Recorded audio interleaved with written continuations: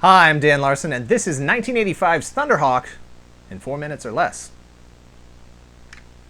Released in 1985, the greatest pop culture year in history, Thunderhawk is part of the M.A.S.K line of action figures and vehicles. M.A.S.K is an acronym which stands for Mobile Armored Strike Command.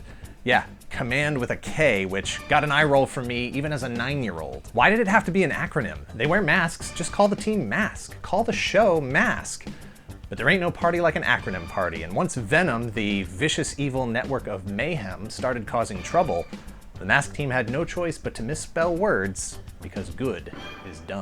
Thunderhawk is a red 1985 Chevrolet Camaro IROC Z that dude bro Matt Trakker, founder of M.A.S.K, tricked out with gull-wing doors and a wicked 80s graph paper lightning bolt deco that probably looked rad in the parking lot down at the beach on those hot summer nights. Unlike the stock Camaro, Thunderhawk also features laser guns, a pair of bombs, and hidden rocket engines that, even as a 9-year-old, I knew could never have provided enough thrust to make a car fly, just because the doors were open. Thunderhawk had two gimmicks going for it. The first was the transformational nature of the vehicle, a car that turns into a flying car, and the second was the inclusion of a 3-inch Matt Trakker figure that featured a tiny removable helmet.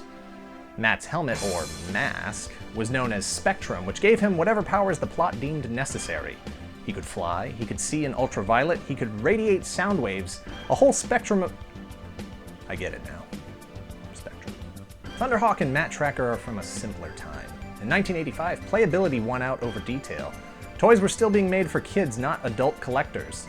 That said, Matt Trakker has a considerable amount of detail on his tiny little body and 7 points of articulation. While red is the only color that is actually painted on his flight suit, there is a lot of attention paid to the various straps and pockets.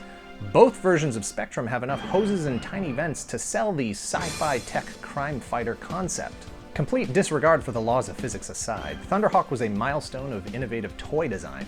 It featured a transformation that was push-button activated and weapons that were cleverly disguised when it wasn't in combat mode. But for 9-year-old Dan Larson, more important than the technological achievement, Thunderhawk sparked hours of deeply immersive play due to the inclusion of seatbelts. A line of toys that featured vehicles and figures was nothing new in 1985. G.I. Joe and Star Wars had already climbed to the top of the retail mountain with that approach at a slightly larger scale. But neither of those toy lines had concerned themselves with basic federal motor vehicle safety like M.A.S.K. Thunderhawk was a milestone, a 3-inch scale transforming car that had a detailed dashboard, a steering wheel, and seatbelts. Things that were important to 9-year-old Dan Larson. Things that are important to me. There were a lot of different toy lines on the shelf in 1985. M.A.S.K was not the most popular and hasn't endured as well as your G.I. Joe, your Transformers, or your He-Man. But it's still a widely recognized and original concept that struck a chord with kids who already had a full slate of cartoon viewing before and after school. Bigger than Centurions, but not as big as Thundercats, Matt Trakker and his team helped fill out that middle section of dozens of new ideas that were sold to kids via 30-minute commercials, disguised as television entertainment during the golden age of 80s toys. Thunderhawk and Matt Trakker are the icons of the M.A.S.K franchise, even if that franchise is only a C+, B- on the scale of 80s toys. You owe it to yourself to get one with intact stickers and, of course, properly functioning safety belts.